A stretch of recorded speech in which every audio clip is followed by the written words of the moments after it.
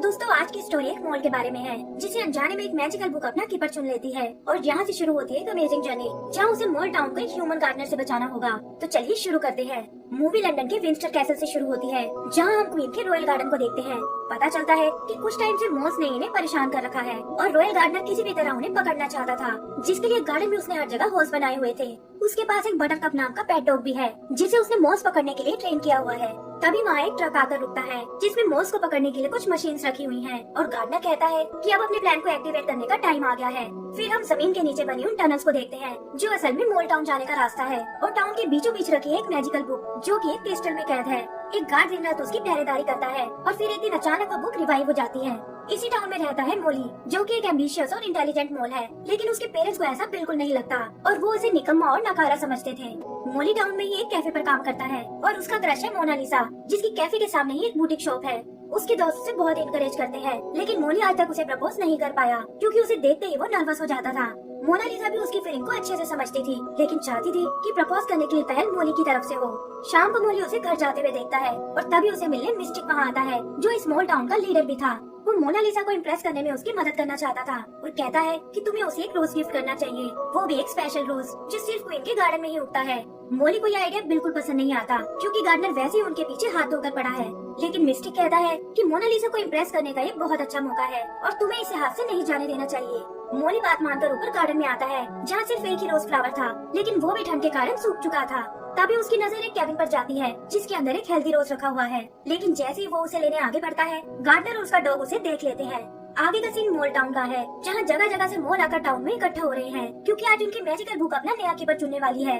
Mona Lisa और मोली के parents भी वहाँ आए थे और सोचते हैं कि मोली इतना इम्पोर्टेंट ओकेजन कैसे मिस कर सकता है। तभी उनका लीडर मिस्टिक आगे आता है जिसके साथ दूसरे मॉल टाउन के लीडर भी हैं और वो अनाउंस करता है कि ये हम सब के लिए एक स्पेशल डे है। अब दूर दूर से आए मॉल्स अपनी स्किल्स दिखाएंगे ताकि मैजिकल बुक उन्हें अपना कीपर चुन सके। उधर मोली बचता हुआ उस कैबिन में आता है और देखता है कि रोज बिल्कुल उसके सामने ही है। अपनी कामयाबी से उसे बहुत खुशी होती है। वो इमेजिन करने लगता है कि अब वो मोनालिसा को आराम से इम्प्रेस कर लेगा और उसकी लव लाइफ शुरू हो जाएगी। यही सोचकर वो उस रोज को तोड़ लेता है और अब बस उसे यहाँ से बाहर निकलना था। वही गार्डनर और डॉग को भी उसके कैबिन में होने का पता चल गया था और भागने से पहले ही वो उस तक पहुँच जाते हैं। गार्डनर ने मोल स्किन के जूते पहने हुए थे जिसे देखकर मोली डर जाता है। फिर अचानक वो मोली पर अटैक कर देता है, पर मोली किसी तरह बचता हुआ बाहर की ओर भागने लगता है। उसे लगता है कि शायद वो फंस चुका है क्योंकि आगे जाने का कोई रास्ता नहीं था और तभी एक शेड देखकर वो उसके अंदर चला जाता है कि शायद यहाँ उसकी जान बच जाए। वो देखता है कि शेड में तो अलग अलग तरह की मशीन्स रखी हैं जिनका यूज पेस्ट कंट्रोल में होता है। तभी उसकी नजर वहाँ टंगे एक ब्लैक बोर्ड पर जाती है जिस पर मोस को फ्लश आउट करने का मास्टर प्लान लिखा हुआ था और ये देखकर मोली डर जाता है। वो तुरंत इस बारे में अपने साथियों को बताना चाहता था, लेकिन इससे पहले ही गार्डनर वहाँ आ जाता है और कहता है कि अब तुम मेरे हाथों से नहीं बच पाओगे। मोली किसी तरह जान बचाकर फिर भाग निकलता है, लेकिन देखता है कि हॉल के सामने तो वो डॉग बैठा हुआ है। डॉग उसे पकड़ने उसके पीछे भागता है जहाँ एक जगह रोज के कांटे उसके पैरों में चुभ जाते हैं।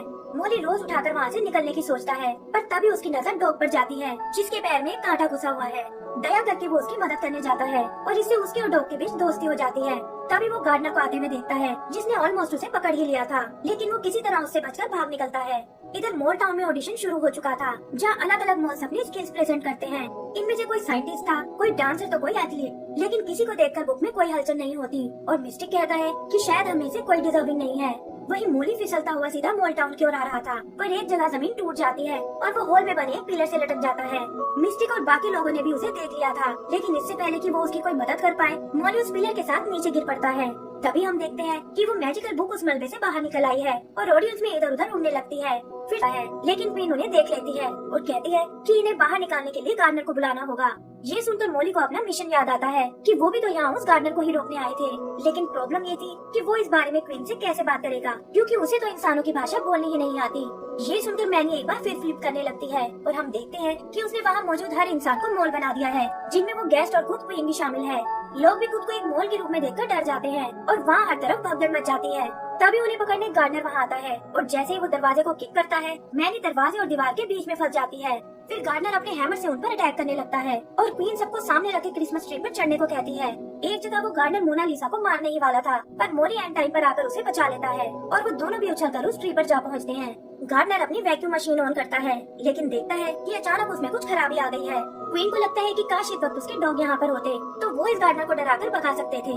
ये सुनकर मोली को उस डॉग की याद आती है जो अब उसका फ्रेंड बन चुका था। वो इशारे से उसे अपने पास आने को बोलता है और क्वीन से कहता है कि ये आपको आपके डॉग्स के पास ले जाएगा। मोनालिसा भी क्वीन के साथ जाने की सोचती है और मोली कहता है कि तब तक मैं उस गार्डनर का ध्यान भटकाऊंगा और उन्हें अपने मिशन पर रवाना कर देता है। उधर गार्डनर ने अपनी वैक्यूम मशीन को चालू कर दिया था और वो सभी मोल्स को एक जगह इकट्ठा कर लेता है। फिर वो मशीन की सेटिंग को रिवर्स करता है जिससे वो सभी मोल्स को अंदर खींचने लगती है। मोली एक गार्ड से सबको बाहर ले जाने को कहता है और खुद गार्डनर का ध्यान भटकाने की सोचता है, लेकिन उसे शायद वैक्यूम मशीन की पावर का कोई आइडिया नहीं था क्योंकि वो तेजी से उसे अपनी ओर खींचने लगती है। उसे लगता है कि वो शायद इससे नहीं बच पाएगा, पर तभी अपने डॉग के साथ क्वीन वहाँ आ जाती है और वो गार्डनर को नीचे गिरा देते हैं। सभी लोग बहुत खुश थे और मोली एक क्रिसमस बॉल से गार्डनर के मुंह को बंद कर देता है। मोनालिसा कहती है कि ये सब तुम्हारी हिम्मत की वजह से हुआ है और क्वीन भी मोली की ब्रेवरी से बहुत इम्प्रेस थी। तब मोली उसे गार्डनर के प्लान के बारे में बताता है कि कैसे वो उनके अंडरग्राउंड टाउन को नष्ट करने वाला था और क्वीन उसे विश्वास दिलाती है कि वो ऐसा कुछ नहीं होने देगी। वो मोली को उसकी ब्रेवरी के लिए सम्मानित करना चाहती थी, लेकिन तभी वो गार्डनर उठ खड़ा होता है और कहता है कि मैं अपने रिमोट से उन मशीन को एक्टिवेट करने वाला हूँ। मोली डरकर मैरी को आवाज लगाता है जो तुरंत आकर अपने मैजिक को रिवर्स कर देती है। इससे सारे गेस्ट वापस से इंसान बन जाते हैं, लेकिन गार्डनर एक मॉल में बदल जाता है जिसे वो डॉग डराकर वहाँ से भगा देते हैं। क्वीन एक बार फिर मोली से अपने पास आने को बोलती है ताकि उसे नाइटहुड के ऑनर से सम्मानित कर सके और कहती है कि आज से लोग तुम्हें मास्टर मोली कहकर बुलाएंगे। सभी लोग ये देखकर बहुत खुश होते हैं और मोली भी मोनालिसा को लेकर वापस निकल जाता है। एंड सीन में हम देखते हैं कि उन दोनों ने एक दूसरे को प्रपोज कर दिया है और इसी के साथ हमारी ये मूवी खत्म हो जाती है। तो दोस्तों, अगर आपको ये मूवी पसंद आई हो तो प्लीज हमें लाइक एंड सब्सक्राइब करना ना भूलें। Thank you.